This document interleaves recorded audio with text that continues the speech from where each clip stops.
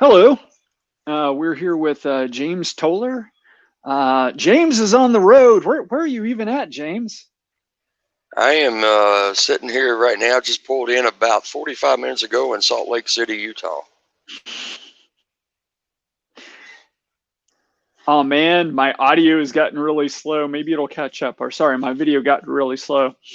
Can you make me out okay? Yeah. Okay, cool. I guess technical issues. Sorry, folks. Probably look perfectly normal to everybody else, but from my perspective, the video quit moving. I'm like, oh man. So, James, you are running for, I have a note here. You are running for Kentucky House 87. 78. Yeah? 78. I'm dyslexic, just a little bit. And where is that? That's the Toyota plant side of Scott County. And then we got Harrison County and Pendleton counties. Cool. So before we get into the nuts and bolts, I want to mention to everybody a really, really easy way they can help you out is just like, comment, share. Just, participate in these videos. Yep. Point other people to it, especially if they live in one of the three areas James just described. And also, you can go check out his Facebook page if you want to learn a little more about him. And feel free to chime in with any questions. But James, you seem like well, you're almost always on the road when I'm talking to you, other than that one day. So you're not running because you're bored. So what motivated you to run? What motivated you to add a House candidate to the list of things you do? Well, really, what truly got me into thinking about running for state house seat was the trucking industry in general. That's really what opened my eyes to we the people not having a voice in government at all anymore. Right. It used to be we did, and now we really don't. And that, so that really opened my eyes up to, because I seen that the government didn't want to listen to us. And then as I looked, I really noticed that it's not only us that the government's not listening to. It's everybody. So, I was tired of it, before I found that out, just by not being heard and listened to ourselves. So once I seen that, I was like, you know what? It's time for people to start having a true voice and somebody that's really going to speak for them. So. Right. Well, I think they listen to the big dollar donors, and I think they listen to the oh man, what is it on K Street? How am I blanking on such a simple word? Lobbyist. Lobbyist. Thank you. Brain fart. But you have your, what do you like to call them? You call them the anti-trucking. Yeah, the ATA, the Anti-Trucking Association, which is, that's not what they're called, but that's what I call them, because they're totally against truck driving. So, Right. So you have these administrations, and I was actually on a standards association once out in gaming. I was part of GSA, the Gaming Standards Association. I served on a couple of protocol committees, and I can tell you who gets represented in that. It's the companies who send people. So I mean, that's the thing is lobbyist. I remember the word that time. Lobbyist and the big money people. It's not that they necessarily even buy the politicians in all cases. It's just there's a politician that's saying the things they want people to hear, so they put money behind them. So it's not even necessarily as nefarious as it comes off. But if we're going to answer that, we need people to get behind somebody who actually represents for the common person. We need to get people behind, a guy who drives for a living, and you don't necessarily have the corporate contacts, and in a lot of cases you're probably saying almost the complete opposite of what they once said. Yeah, well, I talk to more blue collar Americans, people Mm. that actually work to make an honest dollar, to get out there and help their families and support their families. And, you know, you take the ones like that we have in office now that's been up there for years on end. They really haven't had to work for anything. They went up there and they've done what the government has wanted them to do, and Hmm. they've made millions of dollars while they've been up there. So, and that's why that the blue collar Americans, your average citizen out here, just truly don't have a voice. The only true voice that we have is our own. Right. And by sending one of our own into office, then that gives us our chance to get our voices heard. So, Lex Hannon sent me a link recently. He was pointing out to me what my Republican competitor is worth. I think the site is opensecrets.com or .org. I'm not real sure. I'll find it and post it in the comments later. Unless Lex is on. Lex, if you're here, throw it in there. But when he took office, he was, he wasn't destitute. I think he was worth about $750,000, which in modern terms isn't huge. I mean, a decent, the nice house gets you a third the way there. So I mean, we're not talking about Bezos. And like the first couple of terms in office, it didn't change that much. It maybe went up a little, but man, like 2016, 2018, just bam. It's like,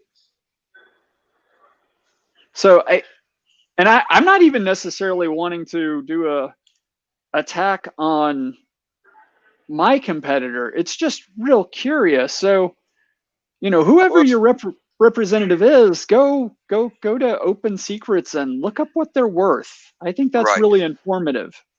Well, and if you've noticed, you mentioned there that 2017, 2018, around in that area is whenever he started showing that bank account go way up there, Mm-hmm. and that's the time range that I've noticed that a lot of them was doing the same thing.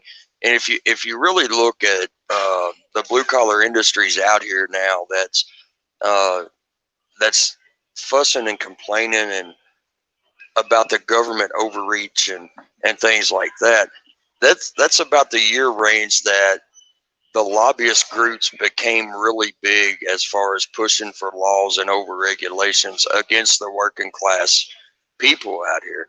And so, that kind of makes sense of why that, his bank account went from $750,000 to multi-million, Right. so it makes sense. I mean, it doesn't surprise me that you said, you know, that you noticed a significantly Right. amount of increase there. So, and that's just,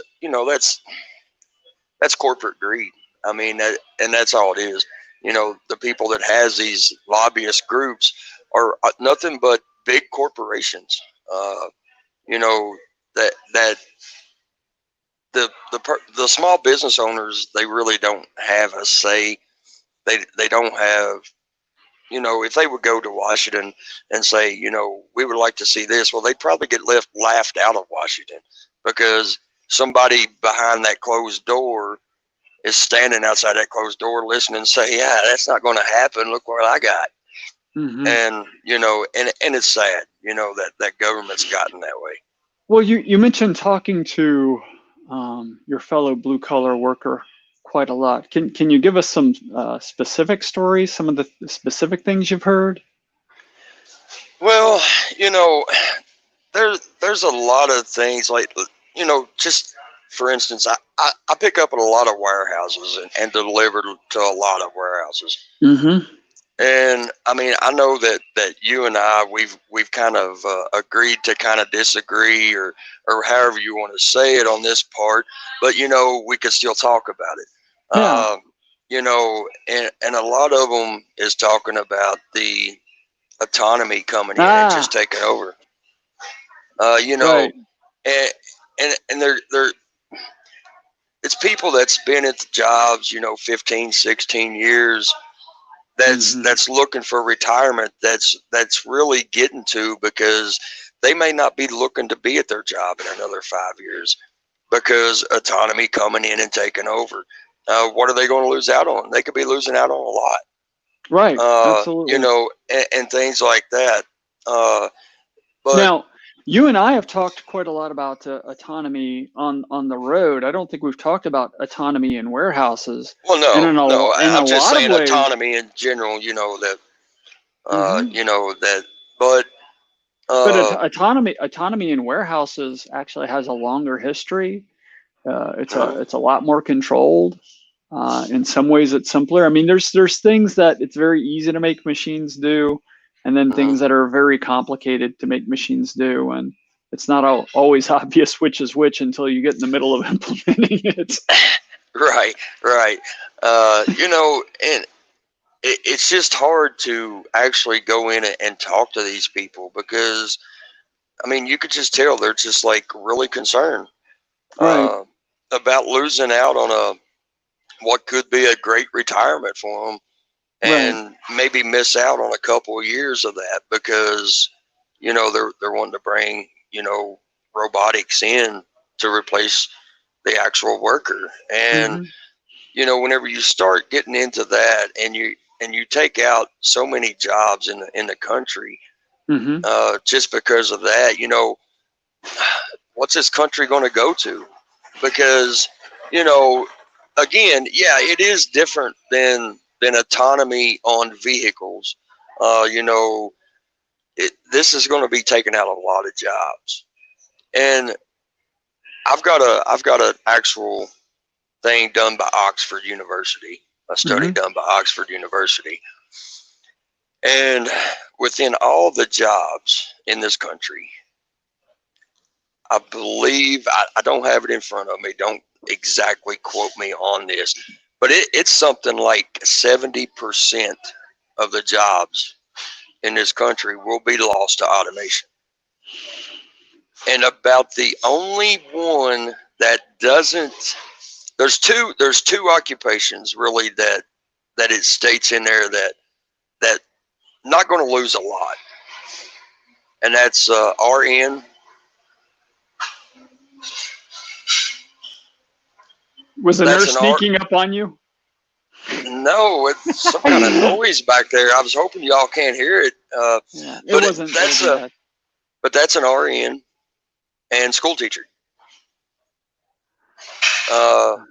Yeah. So you're looking at doctors. Most of doctors losing their jobs due to. Right. I mean, do you want to go in and see a robotic doctor? I mean, really. It depends on how effective he is. Yeah, maybe. I mean, there's, you know, one of the recent studies they did. I'll lose the exact example, but you can. They recently did an experiment where they had somebody with a rare disease who came in, and they had a panel of 6 doctors, and then they, I think they were using the Watson IBM system.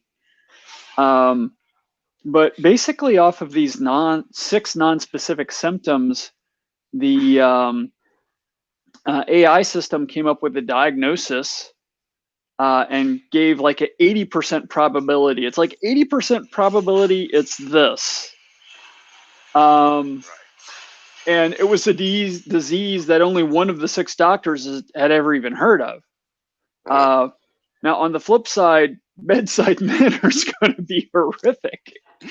And the other thing is, it often takes a human touch to you know, navigate the person. It's not always about navigating the symptoms. So a lot of people who are in AI, when they're talking about replacing doctors, they don't want to replace doctors. They want to augment doctors. But let me tell you a quick story. I'll compress it. I normally tell this story long term, but it's about the first job I destroyed, because all those books behind me, yeah, that represents different technologies I've learned, different things I've implemented. Along the way, I've destroyed jobs. Absolutely. The first job I destroyed was a data entry job. And I won't go into all the details of it, how I did it. I will share that the work that was being done manually was something like 15 or 16 weeks behind. They were getting their butts handed to them. I caught them up. But from their perspective, I caught them up in a single night. It really took me two, because the first night was writing the code in an absolute panic. I was there for like 26 hours writing this. You're not the only one that does without sleep. So the next week, this lady came in the break room and she said, "Are you Robert?" I'm like, "Yeah." She said, are you the Robert that wrote blah, blah, blah, so I didn't key blah, blah, blah anymore? I'm like, oh, crap. Yeah. She grabbed me and gave me a huge hug. This is a big woman. She was actually bigger than me, and I weighed about 220 at the time. But she gave me a huge hug. And she said, "Oh, sweetie, thank you so much. Keying blah, blah, blah was just destroying my hands." And when she let go, I looked down and she was wearing wrist braces on both hands, because the specific work she was doing was very intensive. And I mean, it really gets back to sort of the heart of tool making. Every tool anyone's made in history destroys human labor. All of them. The shovel, the wheel, the truck. They all destroy human labor. And during every revolution, there are always people who are afraid of what, people will do for jobs after blah, blah, blah. Now, I will grant that this one is different, but I disagree with why people say it's different. People argue that this time's different because we're replacing the mind. And that's not really the problem. Really, the problem is the pace of change on this one. This is just a lot to adapt to. It's going to be a lot to adapt to for a lot of people. And I really don't know what 50 years from now will look like. I have serious doubts about what 10 or 15 years from now will look like. I don't think it'll be just those two careers. I can tell you what I do gets replaced. What I do gets replaced every few years, honestly. I mean, the software engineers, the first person we're always replacing is ourselves. It's like, that was a lot of work. I'm going to code stuff, make it simpler. I don't want to do that again. Right. Yeah, but this study actually shows you exactly, it shows you how many jobs are in each area within the United States, how many jobs will be lost. Right. And all that. And it really, and you know how I fussed over autonomy in a big truck. I mean, yeah. you know how I fussed. And, even that is not the biggest percentage of job losses. Tractor trailer, I mean, you're only looking, and I say only because there are some significantly higher, but you're only looking at like 70%, right, of jobs in the trucking industry that's going to be lost to automation. And there's some that's 89. There's one that's like a 94% job takeover by autonomy, and it's like, wow, okay, if I lose my job, I'm going to be an RN. I can't teach, so I'm going to be an RN. Yeah. So maybe have you tried doing what RNs do, James? And well, the only thing I can figure is I didn't see anything on there as far as state representatives, U.S. So hey, maybe I'm going into the right thing. I don't know. That's interesting. I'm gonna have to start working on that. I'm gonna start working on the code to replace congressmen. I always said I always work to put myself out of a job first. So well, sometimes I'll try to figure it out. Sometimes I think robots can do a lot better than what we've got in there. So hey, maybe we'd be better off with a robot. How hard could it be to write code to take bribes? Yeah, I don't think a robot's going to take money from lobbyists. So maybe we'll be okay. Yeah, I think there's going to be a period. I think there's going to be a period of adaptation. I tell you, I would really like to get to see people spending more time being people. I mean, there's a lot of jobs out there that people talk about as horrible jobs, like the classic is ditch digger. You're going to wind up being a ditch digger. Well, if being a ditch digger is so horrible, why don't we automate that job out of existence? Right. If it's such a horrible job, why are there ditch diggers out there? I mean, and they don't leave it.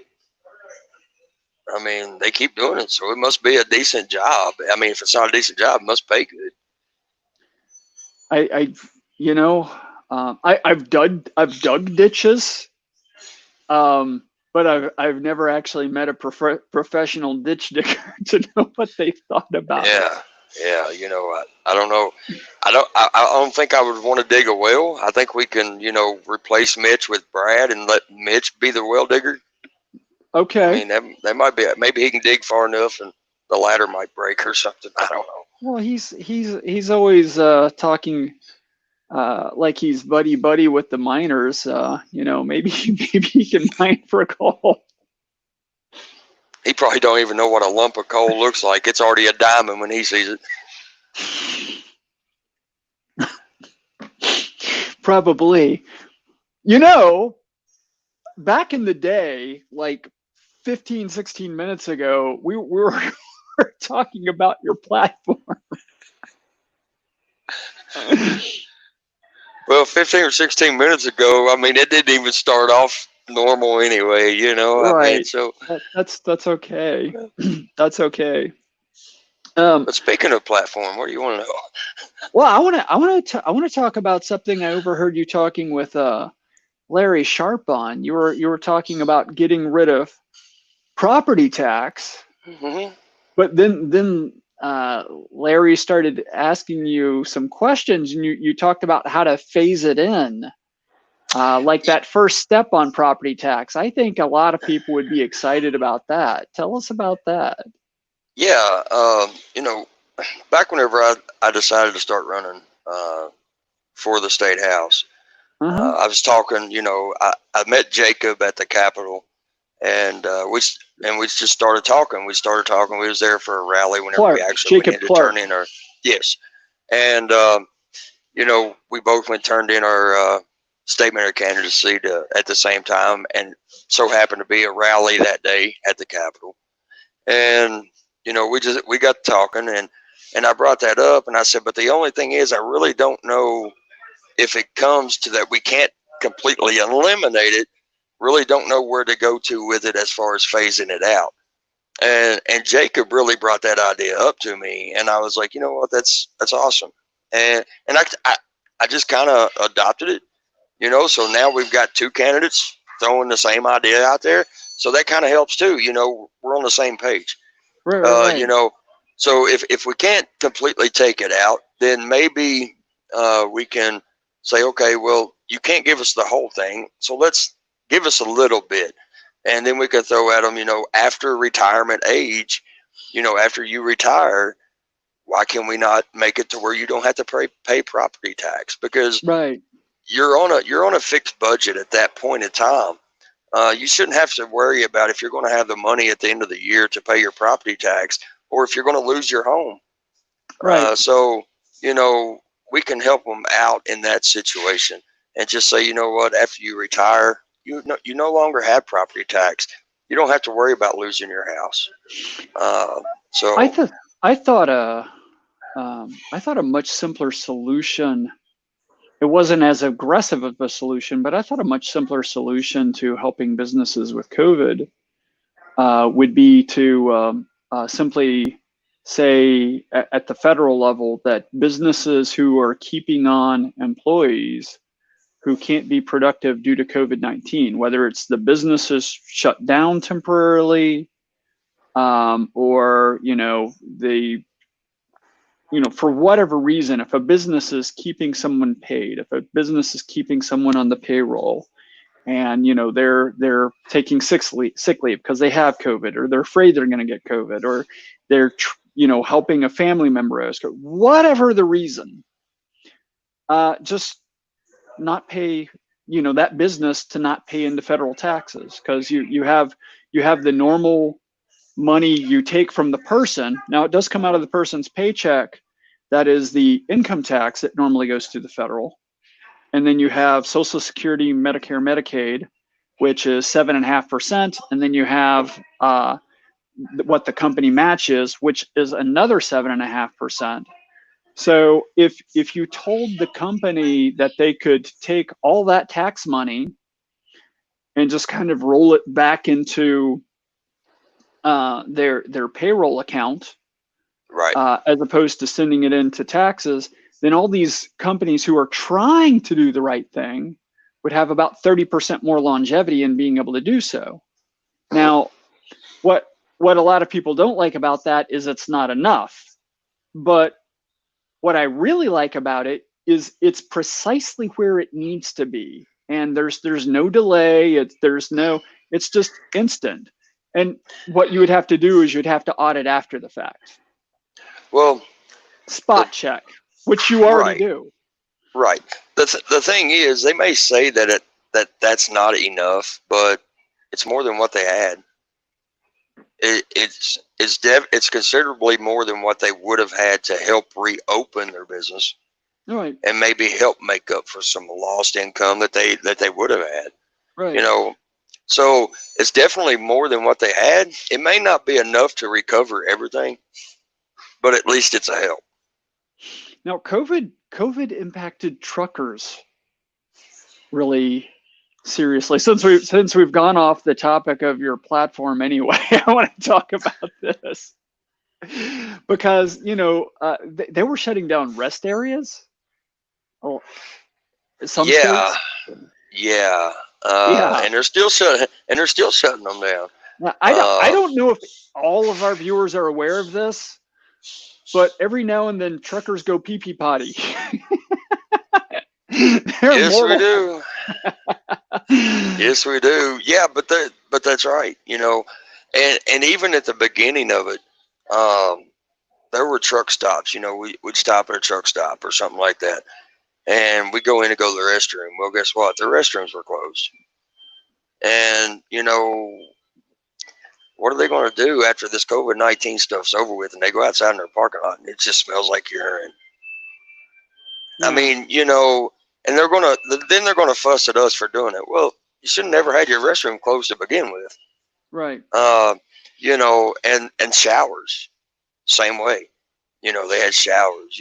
We don't get the comfort to shower at the house. Right. We don't have a shower in our trucks. Right. So we have to come into the truck stop and take a shower. Right. And they had them closed. Well, what you start smelling, especially when you're out here driving a truck after about 5 days of not having a shower because you can't find one open. So that's not a good thing. So did the businesses elect to close the showers? Why were the showers closed? Who made this decision? Well,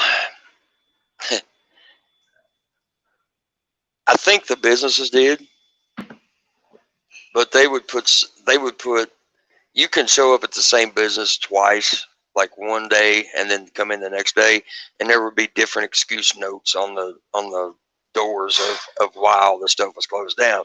Like, we don't catch on to that, we're truck drivers, we can't read, we don't know what they're talking about, but I was gonna sound it out, but it got to taking too long. Yeah, that would be bad. And it even got so bad to where whenever they shut down the restaurants. Yeah. None of the truck stops even had hot dogs on the roller grill. So no food at the truck stops, and then you go to a restaurant outside that their drive-through was open, and we would walk up to the drive-through window. Oh, well, you're not in a vehicle. We can't serve you. Really? Okay. You really want me to go get my vehicle and bring it through this drive-through? I don't think so. You know, so there was people out here that literally went 2 or 3 days without even eating until we got a hold of the right people to fuss and cuss and rip and rave that they would say, okay, you can walk up to the drive-through window. So, but yeah, I mean, there was just so much. I mean, it was tough out here at the beginning, that's for sure. Right. I bet. Well, we've chewed through about 30 minutes just jumping around. Did you have any anything else you wanted to cover? Do you have any topics for anybody? Well, another thing, we just got in taxes for a brief second there. Yeah. I want to do away with the state income tax. Okay. And we need to Kentucky is just like way overtaxed. I'm surprised they don't have a tax for sneezing. Because I mean they have You a didn't tax have for to give everything. them the idea, James. Well, yeah, I know, but I mean they do. They have ridiculous tax. Yeah, just on everything. So if there's a sneeze tax in 2021, yeah.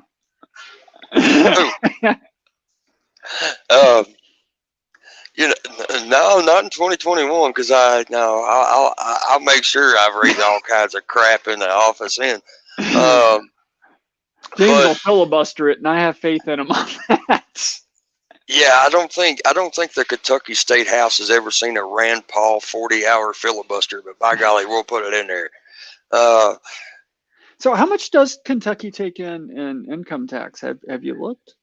It's very close. It's as far as profit goes, it's very slim. It really is, and it's almost to the point to where you look at it and you say, really, is it really worth this?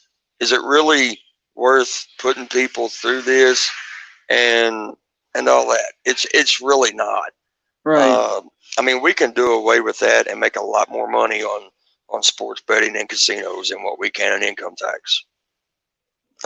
And give the people really what they want. Why do we want to send money to Indiana, Ohio, to go up and do what? Yeah, I didn't have any income tax my 4 years I was in Nevada. Yeah, exactly. I think New Hampshire don't have any income tax, or Rhode Island, one of the two, Right. don't have income tax. We don't need that. It saves you money, and in the long run, with no state income tax, and then after you retire, you don't have to pay property tax. Well, people's going to want to come to Kentucky to retire. Right. So the commerce, everything that's adding up, will take care of itself. It will save the everyday citizen of Kentucky money, but in the long run, it's still going to make the state money as well.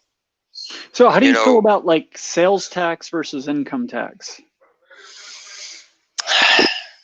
Are all taxes equivalently evil? Yeah, it is. It is. Now, do I agree with what they wanted to do this past year? No, I don't. Raise it from 6 to 8%? No, I don't. I think, sorry about that phone call. I think that if anything, it needs to be reduced. I mean, if we can't eliminate the taxes, let's reduce the taxes. Because if you can't eliminate and you reduce it, that's just going to gain you more commerce. Right. Because people's going to look at that and say, I can really save money in Kentucky. Let's go to Kentucky. And you gotta remember, I think a lot of people forget. They think about, did you lose the audio?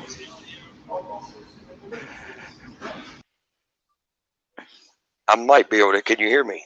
Yeah, I bet you can hear me now too. Yeah? I might lose it again. When I got a phone call, it just threw it all completely out the window. Yeah, we heard you fine, but I could tell there was a difference in audio. So I wasn't completely surprised when you couldn't hear me. You hear me now? No.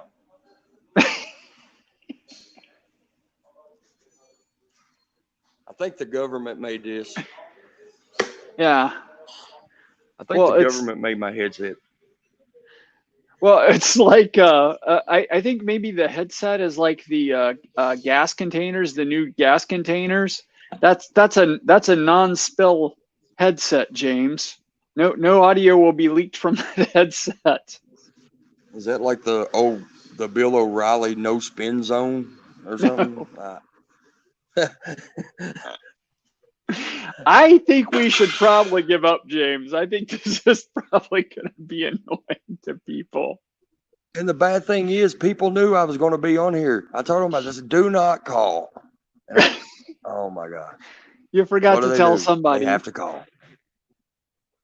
I lost what the heck you were even talking about.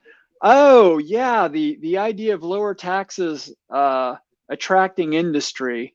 So a lot of people think that when you are talking about lowering taxes to attract industry, you just mean taxing the business less. But you have to remember, if you tax the people less, that the businesses are employing, then their employees have a higher standard of living per whatever they pay them. So it's almost like the business either gets to pay a little less, or their employees are living a little larger based on what they already get paid. So if you have a state that taxes less, it makes a big difference in business. It also makes a big difference in the people they have available to hire. And there was a book written. I thought the book was horrible, but they made an app that was awesome. It was called How Money Walks. And you can basically, what they did is they did analysis based on IRS data, and you can see that people have a tendency to migrate from high tax areas to low tax areas. And you see a lot of people moving from like New York to Florida, and some move from New York to like Texas. And then most of Texas's influx, if I remember correctly, is from California and basically all along the West Coast. But you have these mass migrations of and it tends to be the people who make a little more money. And I think that's why Texas has like 2 or 3 tech centers in it now. Is if you're working in IT in California, if you can get something even close in Texas, you can move to Texas and get effectively a big pay raise. And that actually happened with me in 1998 when I moved to Nevada. My boss gave me what I thought was a pretty generous pay increase to move to Las Vegas.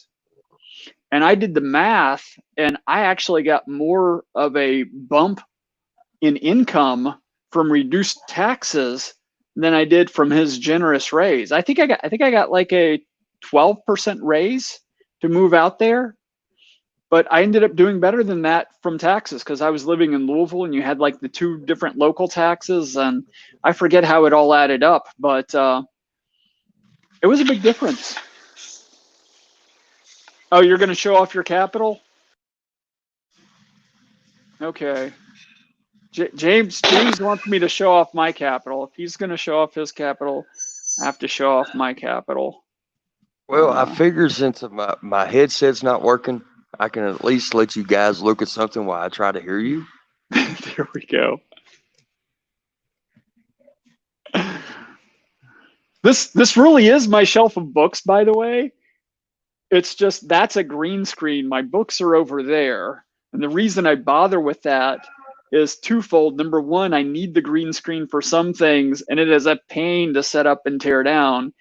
And number two, what you have there is a bunch of embedded development gunk that I really don't want to clean up. I want it there, but it's kind of unsightly. So, but we can be out in my woods, or I can be outstanding in my field, but I'm bump. Or you know what? I'll be right back in here, Robert. Just so this is bugging me. I can't. Well, let's just call it a night, man. We'll do another one of these, and maybe talk about your actual issues. I don't know if it's a good thing that we come on here to talk about a platform and we just start talking about other stuff. I don't know. Well, comment if about what I should ask them next time. And by the way, I always like to point people to my down ballot buddies. Let me go to my banners. If you go to Perry4KY/candidates, we have a lot of different candidates running in Kentucky. And Ken Molman was commenting to me earlier that some people are actually going to have a full slate of libertarians. Some people are going to get to vote for like Tim Philback, plus me, plus Brad Barron, plus Joe Jorgensen and Spike Cohen. So that's awesome. It's awesome that we're kind of stepping up in that way. But I want to have you back in D6. I do believe we got Brad Barron. We got Frank Harris, myself. Yep. And that's awesome. That's what we need. In D6, I thought you were D4. Oh, I am in D4/D6. That's right. I forgot about that. That's awesome too. Yeah, most of my district's in D4. I just live in D6. It's weird. So I'm kind of like one of those, as if you all didn't know, I'm the screwed up child, So it just goes to show in my districts. That's all. Well, I know nobody likes scripted stuff, but what we need to do next time, James, is we need to make just some bullet points to kind of keep us on track. Because you actually do have some things we need to communicate. Yeah, that might help. I mean, there's just so much stuff to talk about, though. I mean, yeah, I know. So if you joined and you liked hanging out with me and James, that's awesome. If you're a little upset at us for not getting to the actual issues, we will do better next time. We will get together a little bullet point list so I can make sure we hit those items. Does that sound like a deal, James? Hey, that sounds awesome. All right. Thanks for joining, everybody. And we will see you next time. Tomorrow is not going to be a live show. Tomorrow I am pre-recording something at 1, and then I am publishing it at 8. The reason I'm doing that is the guest was just too flipping awesome for me to be able to get live at 8 p.m.